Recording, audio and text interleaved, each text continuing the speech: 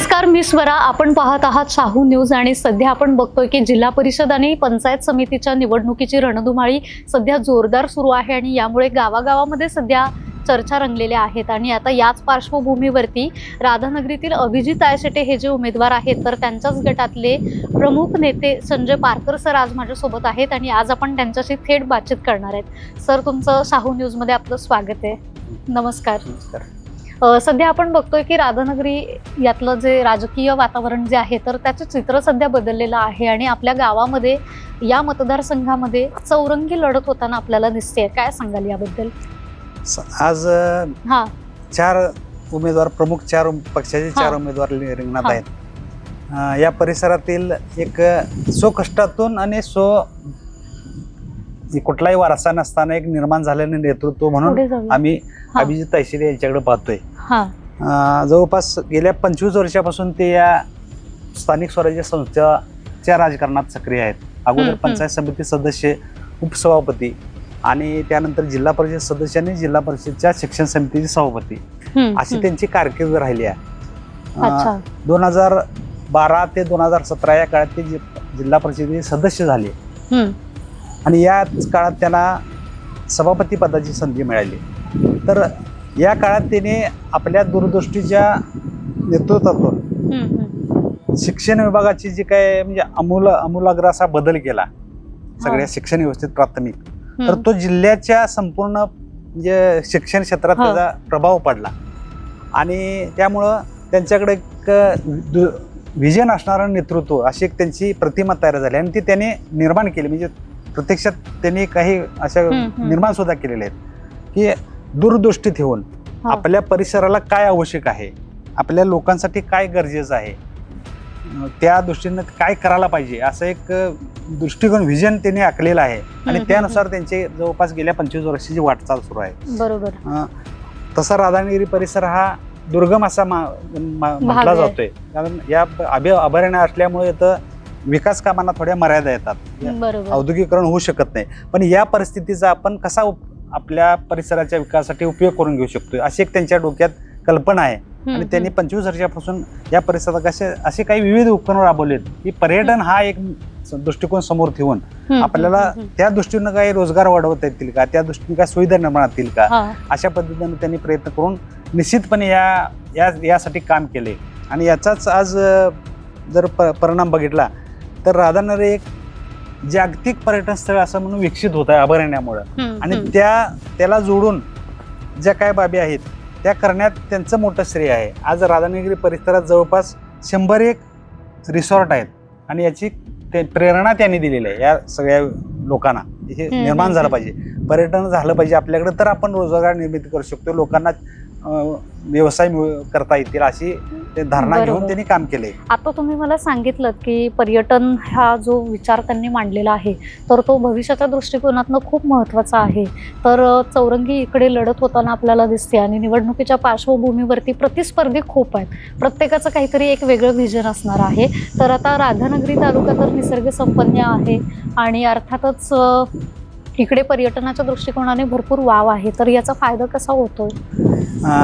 तेच मी सांगितलं तुम्हाला त्याप्रमाणे आज प्रत्येक ठिकाणी स्वतंत्रपणे म्हणजे पर्यटनासाठी जे काय आवश्यक मूलभूत सुविधा आहेत स्थानिक पातळीवर ज्या उपलब्ध करता येतील अशा सुविधा निर्माण करण्यासाठी त्यांनी शासनाच्या माध्यमातून जे काय प्रयत्न केलेत त्याची फलश्रुती म्हणून आज पर्यटनाचा ओघ इतर राधानगरीत वाढलाय.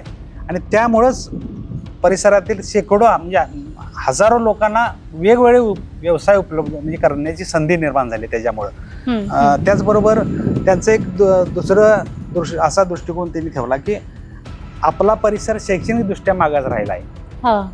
काही कारणानं त्याला अनेक कारणं आहेत, पण आपण कुठंतरी ती सुरुवात केली पाहिजे ह्या म्हणून त्यांनी एका व्यावसायिक शिक्षण देणाऱ्या संस्थेची सुरुवात केली.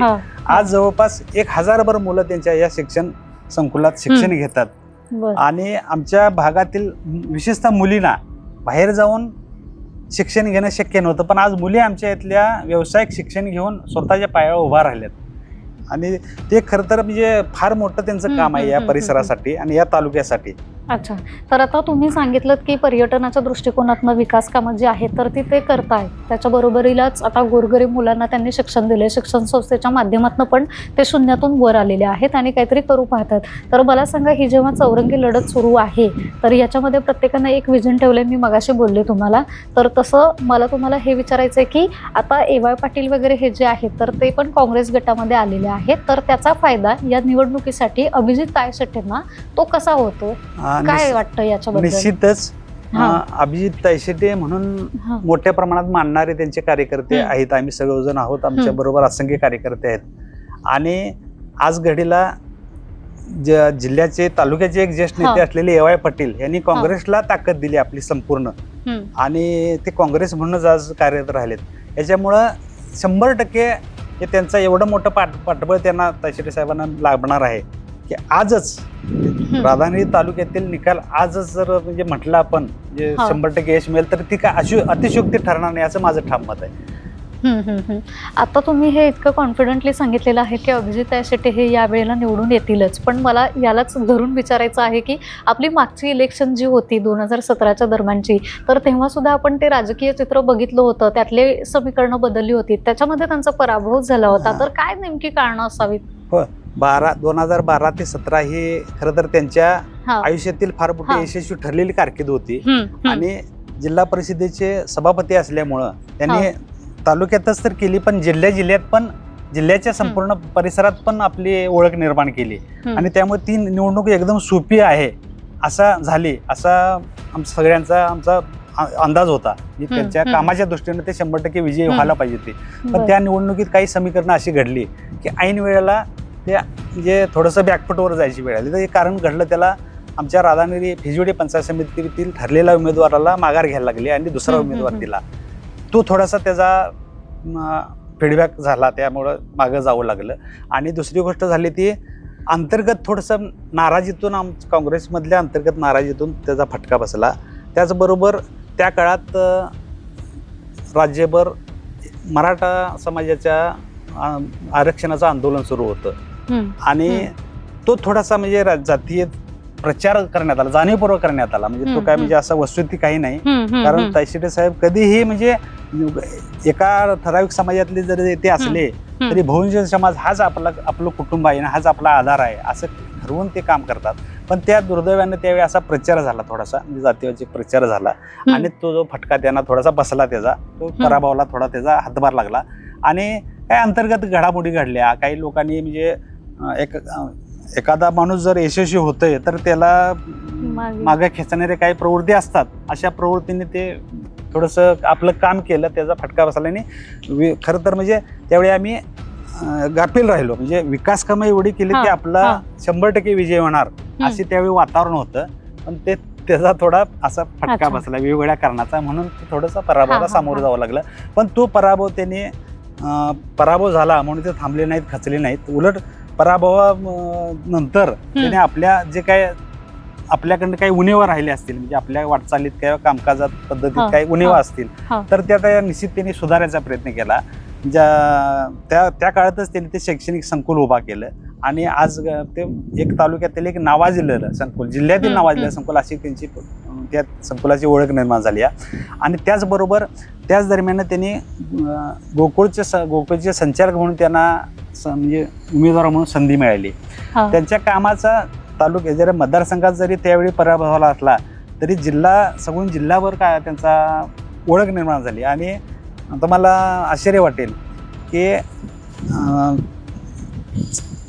गोकुळमधील उमेदवारीत 2 नंबरची मतं, जिल्ह्यात 2 नंबरची मतं घेऊन ते विजयी झाले. म्हणजे पहिल्यांदा पदार्पणात त्यांनी 2 नंबरला मतं घेतलेली विजयी झाली. म्हणजे एवढा मोठा त्यांचा जिल्ह्याभर म्हणजे त्यांच्या कामाचा ओळख निर्माण झाली आणि तो त्याचा हे आहे म्हणजे फायदा झाला त्याचा. आणि आज सुद्धा अशीच परिस्थिती आहे. आज जरी चौरंगी लढत असली तरी म्हणजे एकूणच अपयश ही यशाची पहिली पायरी असते आणि अभिजित तायशेटेंनी हे त्यांच्या कामातून करून दाखवलेलं आहे. तर सध्या आपण बघतोय की निवडणुकीचं वातावरण जे आहे तर मग आता पराभव तर झालेला आहे, तो त्यांनी स्वीकारलाय, पण आता येणारा हा जो काळ आहे हा त्यांच्यासाठी खूप महत्वाचा आणि असा निर्णायक ठरणार आहे. तर ह्याच्याबद्दल म्हणजे काय या मतदारसंघामध्ये चर्चा आहे, कसं ते यामध्ये उतरतायत? आज जर बघितलं तर समोर जे 4 उमेदवार आहेत त्या उमेदवारांच्या मध्ये जर तुलना केली, म्हणजे ज्यांना प्रत्येक उमेदवाराला काही कुठं नाही कुठं तरी काम करायची यावेळी संधी मिळाली, ज्या निवडणूक लढवतात त्यांना लोकांनी संधी दिली आहे आणि त्या काळात त्यांच्याकडून काय कामं झाली किंवा त्यांनी काय केलं हे जर म्हणजे लोकांनी जर बघितलं तर निश्चितच त्यात अभिजित तायशेटे हे सरस ठरतील असे, म्हणजे काय त्याबद्दल काय शंका बाळगायची कारण नाही. ते सगळ्या दृष्टीनं बघितलं तर ते सरस आहेत. म्हणजे उमेदवार म्हणून जर त्यांची लोकांनी जर पारख केली तर त्या ह्याच्यानुसार त्यांना 100% लोकांचा सपोर्ट मोठ्या प्रमाणात मिळणार. चौरंगी लढत होत असताना सुद्धा त्यांचे प्रतिस्पर्धी जे आहेत तर ते भाटळे, त्यांचं सुद्धा तितकंच वर्चस्व या गावामध्ये मतदारसंघामध्ये दिसतंय. मग हे एकमेकांना टक्कर देऊ शकतात का? हो, तेच सांगितलं तुम्हाला. थोडंसं राजकीय परिस्थितीत 2017 आणि आत्ताची होणारे 2026 ह्या राजकीय परिस्थितीत बऱ्याच फरक झालाय, म्हणजे उलाढाली बऱ्याच झाल्यात आणि त्या उलाढालीचा जर परिणाम जर बघितला तर तायशेटेच्या दृष्टीने काही सकारात्मक बाबी आहेत ज्यासाठी किंवा त्यांना मदत होईल अशा बऱ्याच बाबी घडलेल्या आहेत आणि म्हणून तर त्यांना ह्या निवडणुकीत फायदा होईल असं एकंदरीत चित्र आहे. तर मगाशी आपली चर्चा झाली त्याच्यावरतीच मी बोलते थोडं. 2017ची जी निवडणूक झाली तर तेव्हा त्यांचा पराभव झाला होता आणि सध्या पराभव स्वीकारून पुढे ते चाललेले आहेत. तर पाठीमागे जे निवडून आलेले होते उमेदवार तर त्यांनी या गावचा, या मतदारसंघाचा कसा विकास केलाय? 2000 अभिजित तायशेटे यांचा सदस्यपदाचा काळ आणि विद्यमान सदस्य आहेत त्यांचा विकास म्हणजे निवडणुकीचा ह्याचा काळ बघितला तर निश्चितच तुलना लोकच करणार आहेत. म्हणजे त्या काळात काय झालं आणि या काळात काय झालं. विकास प्रक्रिया ही निरंतर चालू असते, म्हणजे ते काय थांबत नाही. कोणी माणूस सदस्य असला तरी ते होत असते, पण ज्या पद्धतीने उठावदार काम तायशेटे यांनी केलं ते पुढच्या काळात झालं नाही. हे लोकांच्या समोर आहे त्यांचं अगोदरचं काम आणि ह्या नंतरचं काम. त्याची तुलना केली तर लोकांनी निश्चितच लोकांनाच ते समजून येईल किंवा काय आपल्या परिसराचा विकास झाला किंवा किती बदल झाला असं. म्हणजे त्याला वेगळं काय हे करायची गरज नाही. लोकांना ते लक्षात येणार आहे पाठिंबाच्या काळात काय झालं आणि पुढच्या काळात काय झालं. त्यामुळे यंदाचं चित्र तुम्ही म्हणताय तसं अभिजित तायशेटे हे निवडून येतील असं? हो, म्हणजे निश्चितच. म्हणजे त्यांच्या एकूण यापूर्वीचं काम, मधल्या काळात त्यांच्याकडून झालेलं काम आणि भविष्यात असलेलं त्यांचं व्हिजन हे जर विचारात घेतलं तर निश्चितच त्यांना यावेळी चांगल्या मताधिक्याने ते निवडून येतील असं सध्याचं वातावरण सगळ्या मतदारसंघातलं आहे आणि त्यामुळं आम्ही म्हणजे त्यावर निश्चित आहोत. तर आता आपण बघितलं संजय पारकर सरांनी सांगितलेलं आहे की अभिजित तायशेटे हे जे उमेदवार आहेत तर त्यांनी त्यांच्या कारकिर्दीमध्ये बरीचशी कामं केलेली आहेत, त्यामुळे मताधिक्यांनी ते निवडून येतील असं वाटतंय. आणि यासोबतच आता AY पाटील गट हा पण काँग्रेसमध्ये आल्यामुळे प्रचंड ताकद इथं लावलेली आहे, त्यामुळं अभिजित तायशेटे हे नक्कीच निवडून येतील असा इथला कौल मिळतोय सध्या.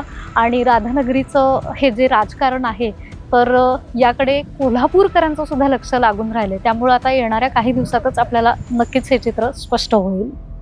आणि संजय पारकर सर, आपण शाहू न्यूज बरोबर बातचीत केली यासाठी धन्यवाद.